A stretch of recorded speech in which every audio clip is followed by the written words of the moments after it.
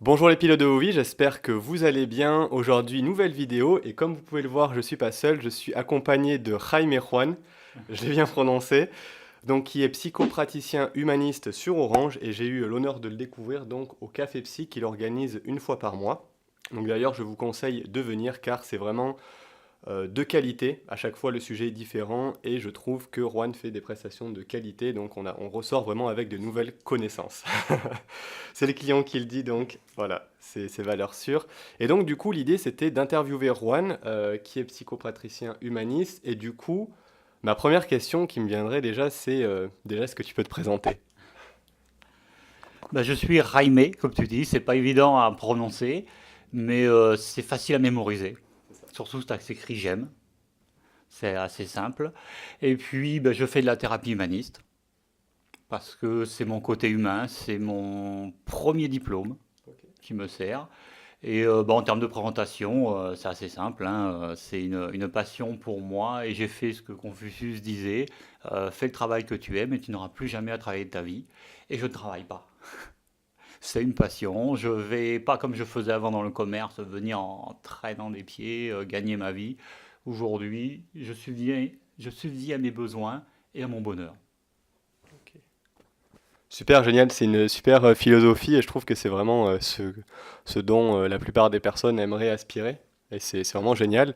Donc du coup, de ce que j'ai compris, tu n'as pas toujours été psychopraticien humaniste. Est-ce que tu peux nous raconter un petit peu ton parcours rapidement? Donc qu'est-ce que tu faisais avant et quel est le déclic qu'il y a eu en toi pour dire ok, ben maintenant je fais plus ça et je passe là-dessus. Alors mon parcours de vie est pour moi classique. J'ai longtemps travaillé dans le commerce des végétaux. J'adore les plantes et c'était un produit qui me maintenait une petite passion dans ce travail alimentaire. Et puis, ce qui est classique, c'est que j'ai fait comme beaucoup de personnes, j'ai accumulé les livres, les stages, les week-ends, les formations, avec les diplômes d'AT, PNL, nutritionnel, hein, l'AT c'est ça, la gueltache, l'hypnose, la sexothérapie, thérapie de couple, la psychopathologie. C'était presque compulsif. Je voulais à la base faire du développement personnel pour être mieux. Parce que ce qui a déclenché, c'est que j'ai une famille assez critique, assez normative. Et quand on a un nom bizarre, que je suis espagnol, même en dehors de ma famille à l'époque, j'étais montré du doigt. Beaucoup de professeurs m'appelaient J'aime. Et si je n'étais pas content, t'es en France, pas content, tu rentres chez toi. Ici, on prononce à la française. Et ce qui aujourd'hui n'est plus, mais à l'époque, je l'ai subi. Ensuite, j'ai dans les différences que me l'on montrait, j'avais une trop grande sensibilité pour moi pour un homme. Donc je me suis fait ma bulle, me suis renforcé. Et développement personnel, je pensais que quand je serais bien, je pourrais sortir de cette bulle. Ce qui est totalement faux, c'est une croyance. Ensuite, je suis malentendant. J'ai cette oreille qui est uniquement décorative. Elle ne fonctionne pas, c'est de naissance.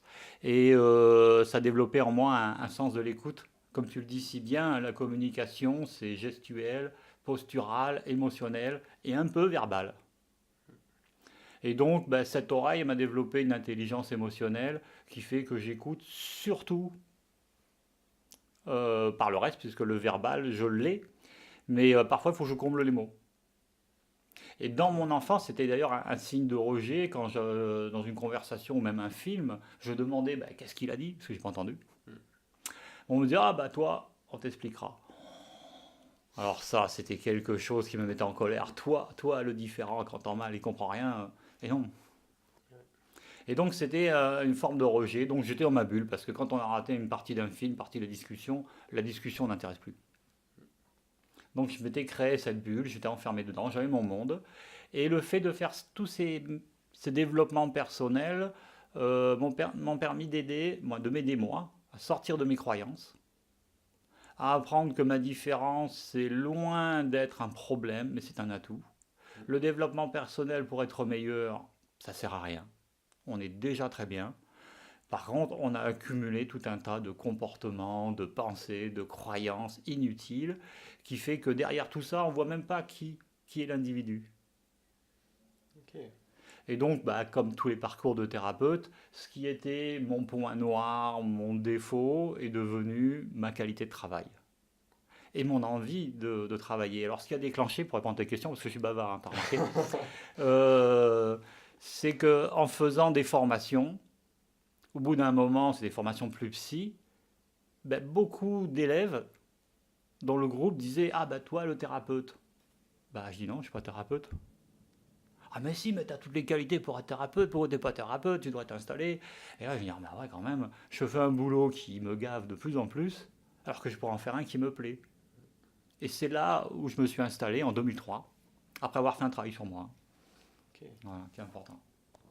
Ok, super, super parcours de vie. Et puis voilà, ce que j'aime bien, c'est que on voit vraiment l'évolution, quoi. Oui. Et j'adore ce que tu as dit. C'est vraiment ta faiblesse est devenue ta force au final.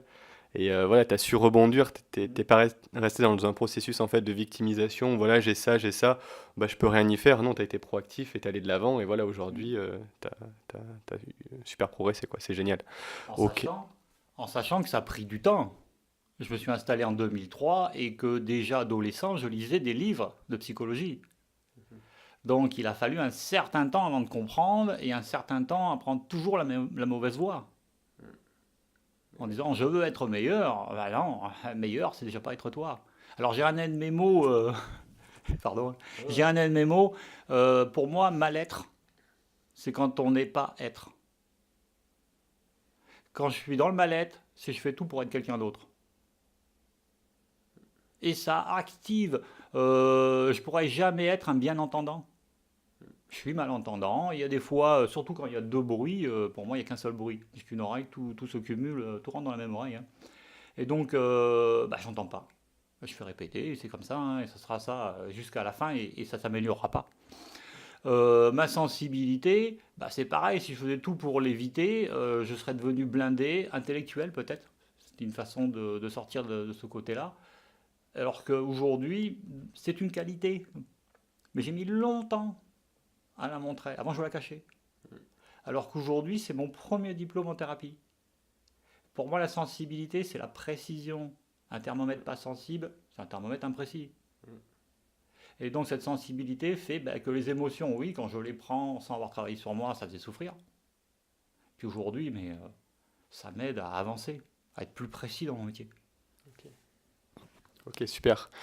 Alors ensuite, moi, ce que j'aimerais te poser comme question, c'est, ok, t'es psychopraticien humaniste. Oui. Est-ce que tu peux nous dire en français ce que ça donne? Est-ce que Voilà. tu peux nous expliquer ce que c'est exactement?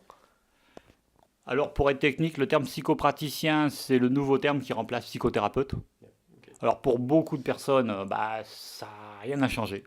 Il n'y a que le nom qui a changé. Et humaniste, bah, c'est l'école de Carl Roger, respecter l'individu.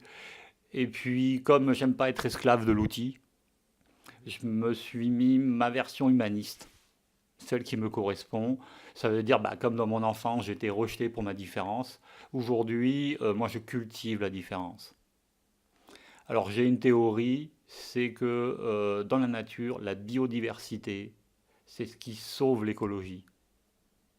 Et on y vient aujourd'hui. Et pour moi, il y a une biodiversité humaine.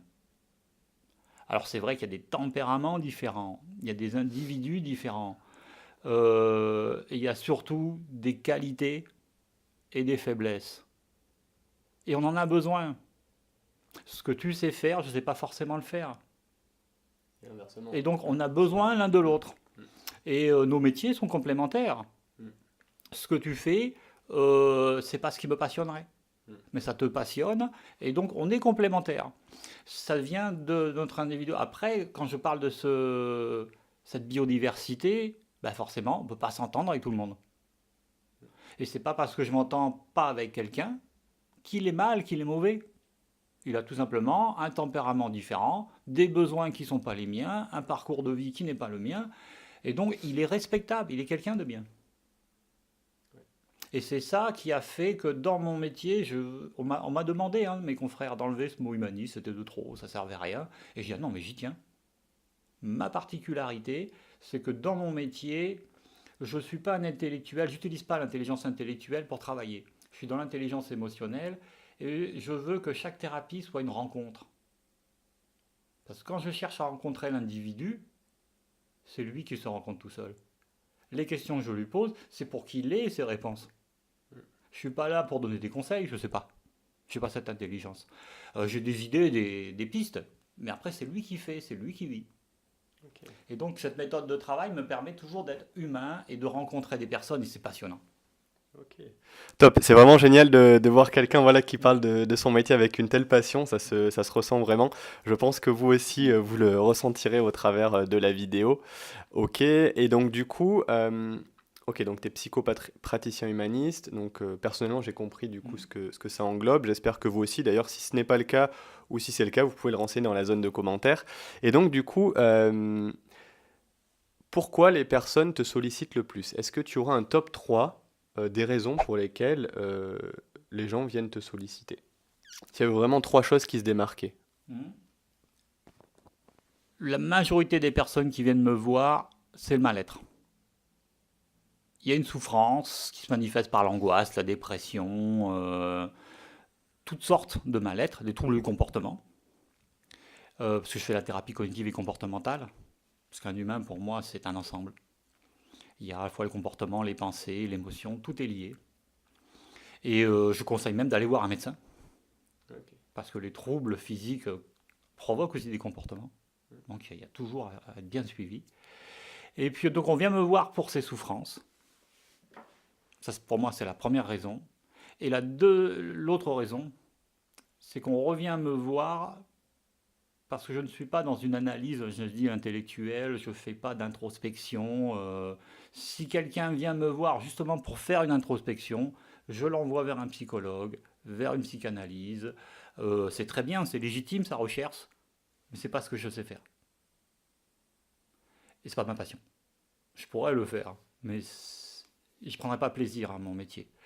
Par contre, avec l'intelligence émotionnelle, rencontrer la personne, l'aider à découvrir qui il est, pourquoi il souffre, quels sont les comportements qu'il a accumulés, les pensées qu'il a accumulées. Parce que quand j'entends un confrère, et ça me casse l'oreille, quand j'entends un confrère qui me dit ah, c'est un dépressif, c'est un angoissé, je n'ai rien compris. C'est un individu très bien qui souffre d'angoisse. Alors peut-être que ses pensées, ses comportements sont généraux comme les autres, qui font souffrir, mais c'est pas lui. Et quand j'entends des réponses en thérapie et que j'ai jamais entendu, je dis ça y est là, je suis face à l'individu. Je suis dans le vrai, c'est lui. Je suis pas en train de l'influencer. Et après, on trouve ses solutions. Parce que c'est lui qui trouve les solutions. Moi, je l'accompagne dans la communication, tout simplement. Et il trouve des solutions. Et là, c'est le pied. Ok. Du coup, en fait, de ce que je comprends, tu poses des questions pour que la personne elle ait des prises de conscience, qu'elle se rende compte de certaines choses. Et du coup, là, ça rejoindrait le coaching. Donc, personnellement, en coaching, je pose des questions sans donner de conseils. Voilà, c'est la règle en coaching pour que la personne ait des prises de conscience et qu'elle se rende compte d'elle-même des propres réponses qu'elle a en elle. Donc, toi, du coup, j'ai l'impression que ça serait la même chose. Par contre, dis-moi si c'est ça la différence.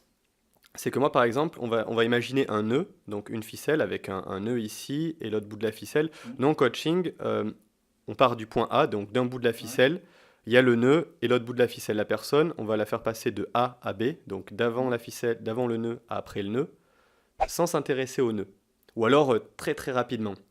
Parce que le nœud, c'est la thérapie. Toi, est-ce que du coup, avec la psycho, bon, tu m'as compris, vous m'aurez compris également, est-ce que via les questions, tu vas t'intéresser à dénouer ce nœud-là pour que la personne, elle comprenne pourquoi elle a ce nœud et finalement l'enlever? C'est ça? Alors, c'est une très belle image de différence entre la thérapie et le coaching. Souvent, je fais, on va dire, pour certaines personnes, et ça dépend des demandes, 80% de coaching. Ok. Alors j'ai peut-être une petite différence d'approche avec toi où tu dois commencer par faire l'anamnèse. Et puis en plus, après, une fois que l'anamnèse est faite, dans le coaching, stimuler, aider à passer jusqu'au point B. Souvent, je fais l'inverse. Je commence par la motivation, par soulager la souffrance, en m'attaquant au nœud. Et c'est pas tant le nœud, parce que chaque personne n'y a qu'un besoin. Mon métier, c'est en posant les questions de clarifier son besoin. Ok, ouais. Et souvent, déjà, le nœud, il est presque dénoué. Parce que beaucoup de personnes, alors l'angoisse, etc., viennent pour des sujets précis. Et donc là, la thérapie doit être courte. Parce qu'elle ne peut pas partir en souffrant, puis en disant, ah, dans 2 ans, je ne souffrirai plus. Non, ça ne marche pas. Et après, on va quand même au point B. Mais en découvrant qui elle est. Et souvent, quand une personne, ça m'est arrivé, parce qu'il y a des thérapies qui marquent, j'ai eu un patient qui arrive, un jeune, et d'entrée, il me dit, je suis de la DAS, j'ai un casier judiciaire, il faut 2 palettes pour le déplacer. Alors, pour moi, jamais une personne comme ça serait venue me voir. Et puis, il a fait une rencontre, une femme, et par amour, il est amoureux, elle lui a dit, fais une thérapie. Et ce gars fort, impressionnant, s'est mis à pleurer. La DAS l'a complètement détruit. Il a été maltraité psychologiquement, physiquement, d'un tuteur à un autre, d'une maison à une autre, d'une maison de redressement à une autre. Et au point, il n'a plus de phalange. Et la première chose que j'ai vue, mais je dis, mais c'est lisse. J'étais un frappeur. Elle m'a dit, ah non, non, je fais de la boxe. Moi aussi, j'ai fait de la boxe, on met des gants. On frappe sur un sac. Oui. Ah, elle me dit, ah oui, mais dès qu'on me regarde de travers, je frappe. Et il n'en pouvait plus, justement, qu'on le montre sa différence. Et cette souffrance, il la passe dans la violence. Et là, une thérapie, mais il a bougé énormément. Oui. Donc, c'est en allant à la rencontre de l'individu que son bien-être est retrouvé, c'est lui. Et il me dit, mais jamais on m'a parlé comme ça. Alors, il y a à la fois le besoin, et pour moi, c'est une rencontre. Et quand je le croise dans la rue, c'est « Oh, Jaime !» Génial. Ça fait des belles histoires après à se remémorer, et c'est génial. Ok, donc du coup, si je résume, donc toi, tu vas finalement t'intéresser au nœud, mais tu vas faire également la partie... donc voilà, ça c'est mon point de départ, ça c'est mon point d'arrivée, il y a ce nœud au milieu, et je vais m'intéresser quand même au nœud, le dénouer, et faire d'un point A à un point B. Donc tu vas en fait travailler sur l'ensemble du processus, en fait, de A à Z. Et ouais, du coup, je t'ai coupé, tu allais dire quelque chose? Oui, c'est vrai que le nœud est important, parce que c'est la souffrance. Et après, c'est mon point de vue, pour que la thérapie dure et soit efficace, que beaucoup de personnes aujourd'hui, avec la crise économique, viennent pour régler un problème, puis disparaissent, puis reviennent, puis disparaissent. Parce que je pense que quand la personne, et je reviens à mon côté humaniste, et retrouver l'individu, être fier d'être soi, sans avoir besoin d'être bien pour être fier d'être soi, on est déjà bien. Et vouloir être bien, le mot bien est de trop. Être tout court, ça suffit. Et donc la thérapie, pour moi, est achevée quand on arrive à être autonome et être bien dans sa peau. Et il nous manquera toujours quelque chose. Mais c'est ce qui nous donne le désir, ce qui nous donne l'envie d'avancer. Ok. Top. Génial. Donc du coup, parfait. Je vois pas le temps. Je crois que ça fait presque 20 minutes. Bon, on va avancer un petit peu. Donc du coup, comment on fait pour te rencontrer? C'est assez simple, comme tu le dis, il y a tous les premiers jeudis du mois au Café Psy Monteverdi. Donc il suffit de venir. On peut me voir. Après, j'ai un site internet, on peut me contacter, prendre rendez-vous. Et comme je dis souvent, comme la thérapie, mon côté humaniste, est une relation humaine, pour trouver la personne avec qui travailler, il faut voir, il faut parler avec plusieurs psys. Et aussi, un des meilleurs moyens, c'est d'aller aux conférences, d'aller au Café Psy, d'aller là bientôt dans un bar, je vais faire aussi une conférence, au Cocoon Ange, à Orange. Je t'inviterai. Avec plaisir. Et puis là, pareil, le thème qu'on m'a proposé est génial, c'est fonctionner ou exister. Ça part tout à fait mon côté humain, on existe, un point c'est tout. Fonctionner, c'est machinal. Okay. Et pourtant, on a plein de comportements qui nous permettent de bien fonctionner dans la société. Alors ce sujet, il m'a inspiré de suite. Donc si vous voulez me rencontrer, venez. Ça sera un plaisir. Ça marche. Ok, super. Donc du coup, je mettrai les liens, donc déjà du Café Psy, Donc dans la description, le lien de la conférence que tu vas organiser bientôt sur Orange, et ensuite le lien de ton site internet, c'est ça, Ouais. donc dans la description si vous souhaitez contacter Jaime Juan. Encore une fois, je le dis bien, génial. C'est bon, là maintenant c'est intégré, c'est ok. Ok, génial, bah, du coup j'espère que cette vidéo vous a plu. Si c'est le cas, vous pouvez mettre un gros pouce bleu en bas de la vidéo. Échangez dans la partie commentaires, hein, on répondra avec plaisir à vos questions. Et si ces questions-là sont nombreuses, pourquoi pas refaire une vidéo ensemble pour y Avec plaisir. répondre. Avec plaisir. Génial. Voilà, donc avant de vous laisser, n'hésitez pas à vous abonner à cette chaîne YouTube tout en cliquant sur la petite cloche pour être averti des nouvelles vidéos que je propose. Et on vous souhaite tous les deux une magnifique journée. Bye bye. Magnifique journée. Bye bye.